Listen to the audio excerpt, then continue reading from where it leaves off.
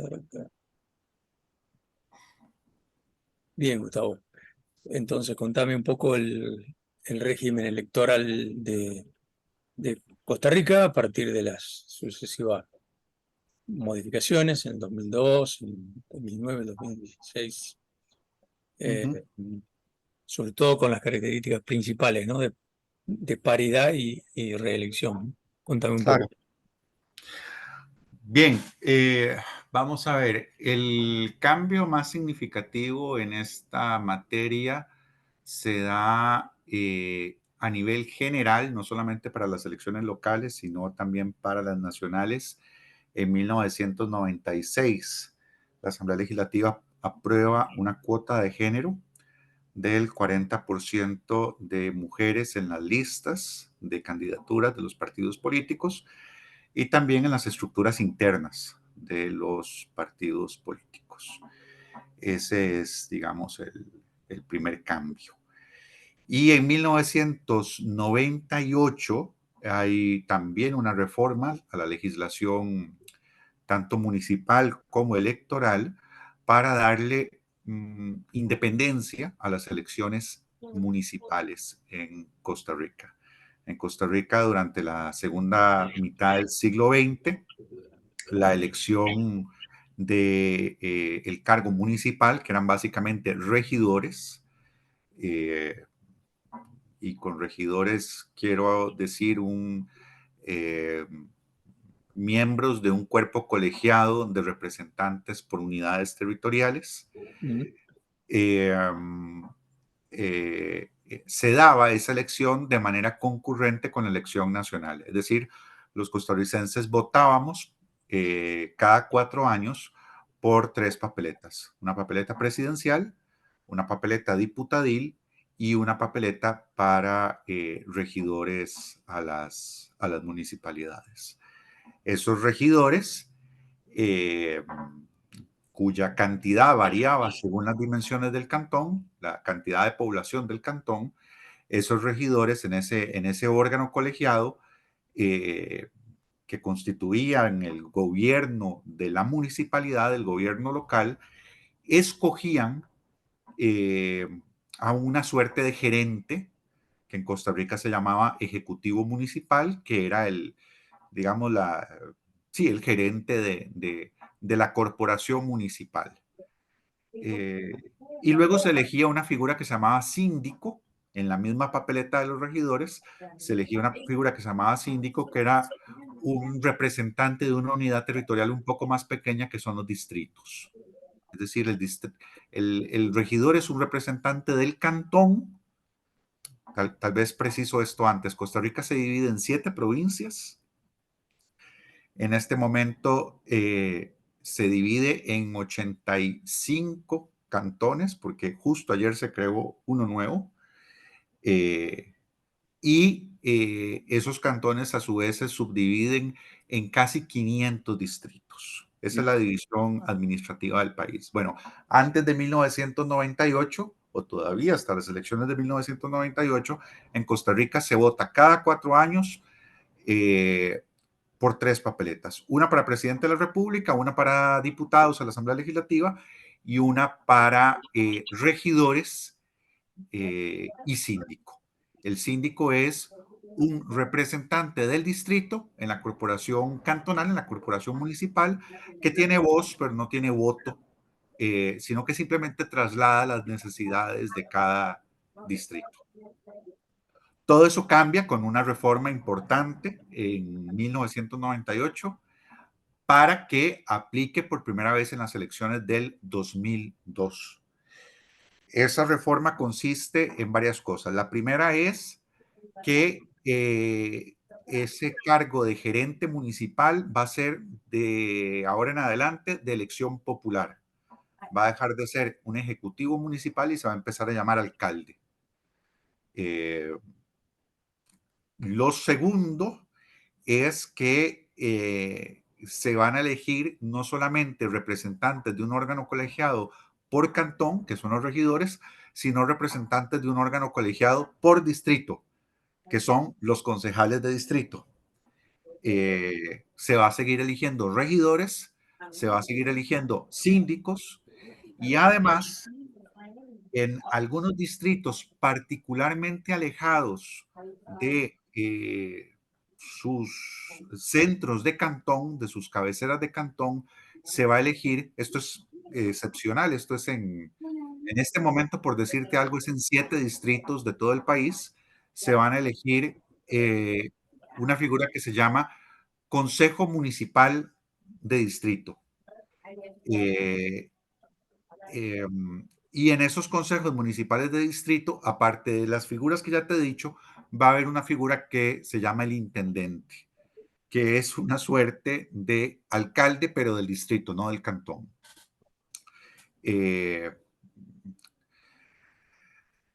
Ese es el cambio, digamos, en cuanto a los cargos que se van a nombrar. Es decir, se crean más cargos y además un cargo importantísimo, que era el del gerente o el ejecutivo municipal, se convierte en un cargo de elección popular y es el cargo de mayor prominencia, digamos, de las elecciones municipales. Y lo segundo que se cambia en esta reforma de 1998 es que se establece que las elecciones se van a hacer separadas. Es decir, se van a hacer en febrero cada 4 años elecciones presidenciales y a la Asamblea Legislativa y se van a hacer elecciones municipales o locales en diciembre del mismo año. En diciembre del mismo año. Y así fueron en diciembre del 2002, así fueron en diciembre del 2006 y así fueron en diciembre del 2010. Y se me queda algo importante por decirte. Los partidos políticos, sobre todo las dirigencias nacionales de los partidos políticos, sabían que era muy importante para su movilización, su logística electoral el día de las elecciones, el trabajo de los candidatos a las regidurías, porque eran algo así como sus peones en el terreno que les movilizaban el voto de las comunidades. Solo por esa razón, que es una razón eminentemente política, porque no tiene ninguna sustentación técnica, hicieron la anomalía de que conservaron la elección de regidores de manera concurrente con la presidencial y con la diputadil. Con lo cual, 2002, 2006 y 2010, Costa Rica elegía en febrero presidente de la República, diputados y regidores, a pesar de que los regidores eran un cargo municipal. Y en diciembre del mismo año, los otros cargos municipales, que eran las alcaldías, las sindicaturas, las concejalías de distrito y las intendencias cuando eso procediera. No sé si hasta aquí, en medio de este caos, soy claro. Perfectamente. Frente a esta eh, complejidad, ¿no?, que acabas de describirnos, las elecciones arrojaron cierta apatía, ¿no?, traducida en la abstención del voto. Enorme, enorme, sí. Nosotros tuvimos un abstencionismo de casi o de más del 75%, casi el 76% en las primeras elecciones municipales, que fueron las del 2002. Y luego a partir de ahí fue bajando. Siempre siguió siendo muy alto, pero iba disminuyendo elección con elección. Es decir, en el 2006 votó más gente que en el 2002, en el 2010 votó más gente que en el 2006, y así continuó. Hubo un descenso entre las primeras elecciones municipales del 2002 y las últimas, hasta estas anteriores, del 2020, hubo un descenso en la abstención del 14%, lo cual, digamos, era una pequeña luz de esperanza que veíamos en una creciente toma de conciencia por parte de los costarricenses de la importancia de sus gobiernos locales. Tenés que tomar en cuenta que es un país muy pequeño, es un país muy centralista, en el que el gobierno local hubo un empeño político durante la segunda parte del siglo XIX y la primera mitad del siglo XX porque no tuvieron ninguna importancia. y concentra la mayor parte de su población en lo que nosotros conocemos como el Gran Área Metropolitana, que es un valle rodeado de montañas. El Valle Central concentra la mayor parte de las 4 provincias principales del país y tiene más población, más desarrollo humano, mejores índices en todas las materias, mientras que en la zona rural y en las costas eh, eh, vive mucho menos gente y todos los índices son más negativos. De hecho, hay quien ha dicho que tenemos por un lado que Costa Rica es la costa y la rica. La rica es el centro del país y la costa y en general las zonas rurales empobrecidas. Bueno, en las elecciones municipales se daba la curiosidad, contrario a las elecciones nacionales, se daba la curiosidad de que la participación era significativamente mayor en las zonas costeras y rurales que en el gran área metropolitana, justo lo opuesto de lo que pasaba en la elección nacional. Y la especulación al respecto es, primero, que el arraigo de las personas o la identificación de las personas con su comunidad y con su territorio es mayor en esas zonas rurales y costeras que lo que ocurre en el gran área metropolitana, donde hay fenómenos de gentrificación, etcétera. Y por otro lado, el hecho de que la presencia más significativa del Estado en esas zonas rurales o costeras es el gobierno municipal.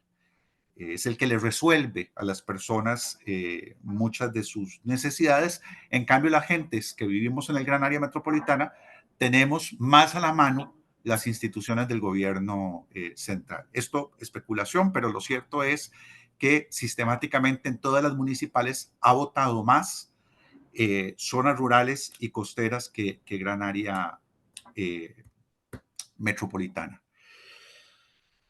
Vamos a ver, te dejo un momento aparcado el tema municipal y me devuelvo al tema de género, de participación de la mujer, porque es un tema paralelo que va por una pasarela distinta. Los partidos aprueban esa reforma que te mencioné en 1996 para que el 40% de las listas de candidaturas sean integradas por mujeres. Pero cuando llegamos a las elecciones de 1998, el resultado electoral, tanto para la Asamblea Legislativa como para los consejos municipales, es decir, para el cuerpo de regidores, es de un porcentaje muy bajo de mujeres. No te puedo precisar en este momento cuánto, pero muy por debajo del 40%. La razón es muy sencilla. Los partidos políticos cumplen con la cuota del 40% de mujeres, pero ubicándolas en los pisos de las listas. Si por una circunscripción X tienen que presentar una lista de 8 aspirantes a la regiduría, ponen ese 40% de mujeres en los últimos puestos. Claro. Y por supuesto, esos son los que no salen electos. A partir de esa experiencia, esa primera experiencia fallida, el Tribunal Supremo de Elecciones, que en Costa Rica tiene unas características sui generis, es un órgano creado después de la Guerra Civil de 1949, que fue nuestra última ruptura del orden constitucional, y que al menos a nivel de relato fue desencadenada por un fraude electoral. Eso hace que los constituyentes de 1949 hayan creado un órgano con muchísimo músculo institucional y ya te digo, realmente excepcional. Después fue emulado por otros países de América Latina cuando en la tercera ola transicionaron hacia la democracia. pero es un órgano que concentra funciones muy importantes. Por un lado, tiene el registro civil de los costarricenses, de la cuna a la tumba.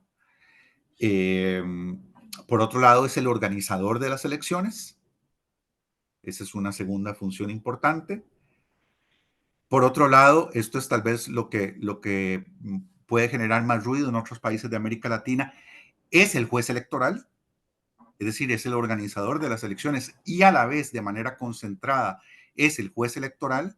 Además, es un juez electoral supremo, es decir, sus decisiones no tienen ningún tipo de instancia superior ante la cual recurrirlas.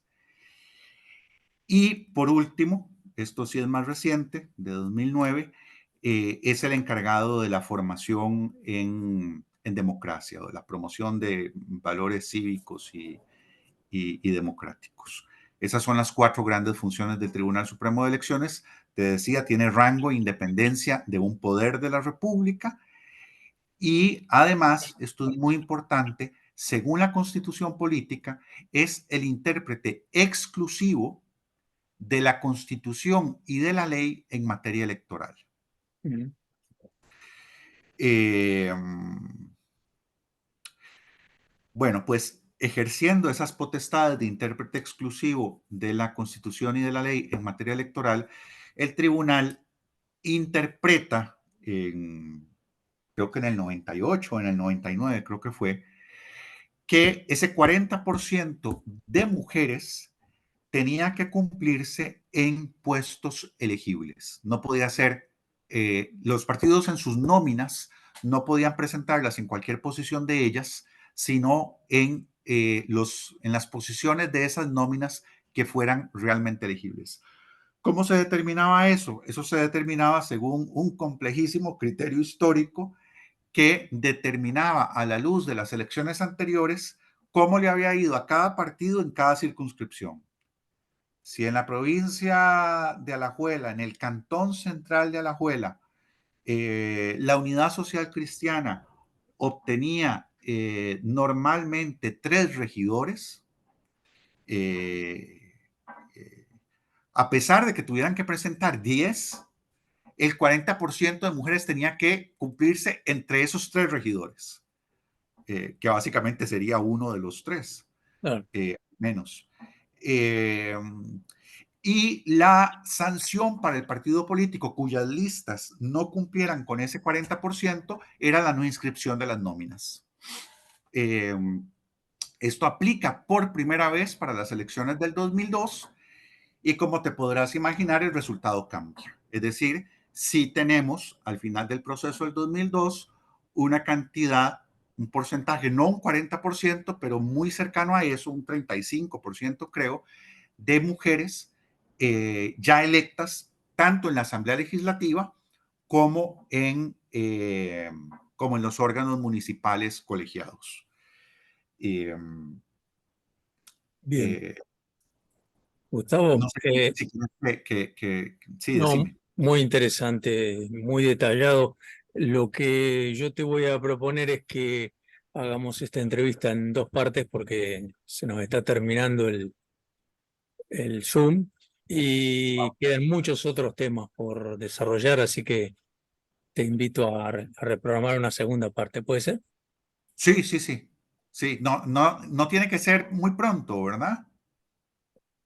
¿O No, no, sí? no, ahora lo conversamos.